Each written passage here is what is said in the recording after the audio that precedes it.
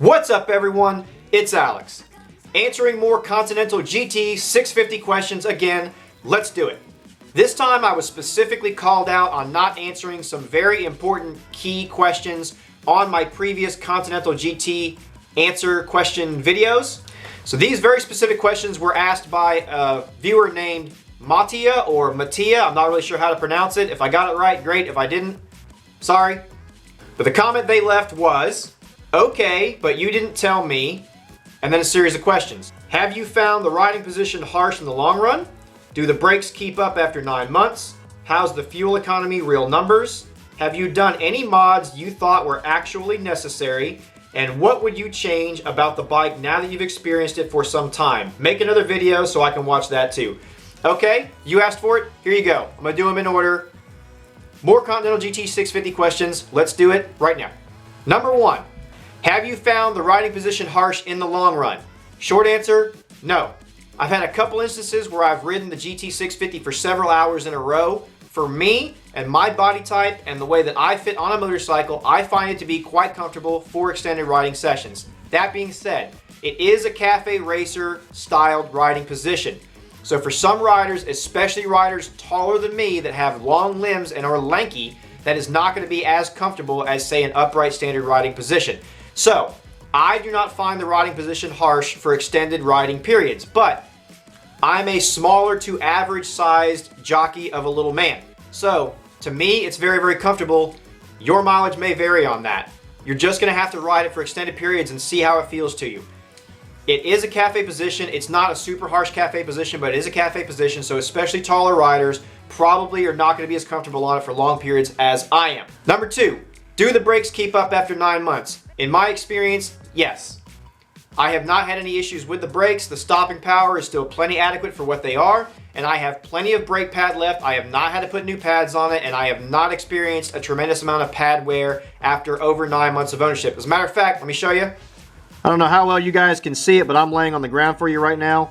After 9 months, there is plenty of brake pad left on that thing. So after 9 months, brakes still holding up just fine. Number 3, how's the fuel economy, real numbers? So far for the type of riding that I do and the way I handle my throttle, etc., I am realistically seeing in the 45 miles per gallon range on my fuel economy. I don't ride super aggressive, but I also don't completely baby the thing, so again, your mileage may vary.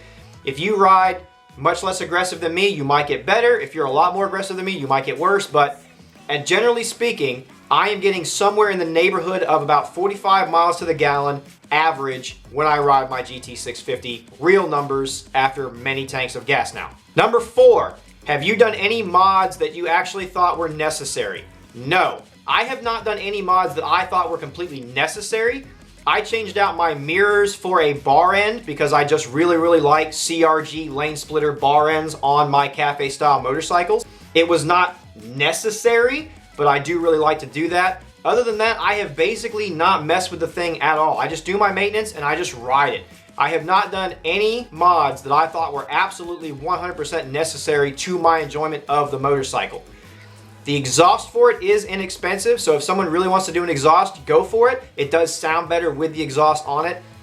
But I've gotten to where when I ride, a lot of times I listen to music and stuff anyway, so I'm not really super big into changing out my exhaust anymore on bikes like this. So to answer your question, I have not done any mods that I thought were absolutely necessary on this motorcycle. Last but not least, what would you change about the motorcycle now that you've owned it for some time? Short answer, I really wouldn't change anything about this motorcycle now that I've owned it for some time. I really like just riding it the way it is. I mean, maybe at some point, if I've just got some extra cash laying around, maybe I'll change the exhaust out just for the absolute hell of it. I already changed out the mirrors like I said, so I mean, other than that, I just enjoy riding the motorcycle. There's not really anything about the motorcycle that I would majorly change after owning it for this amount of time. I find the seat to be plenty comfortable enough for my butt. I find the riding position to be fine. I don't have a problem with the gearing.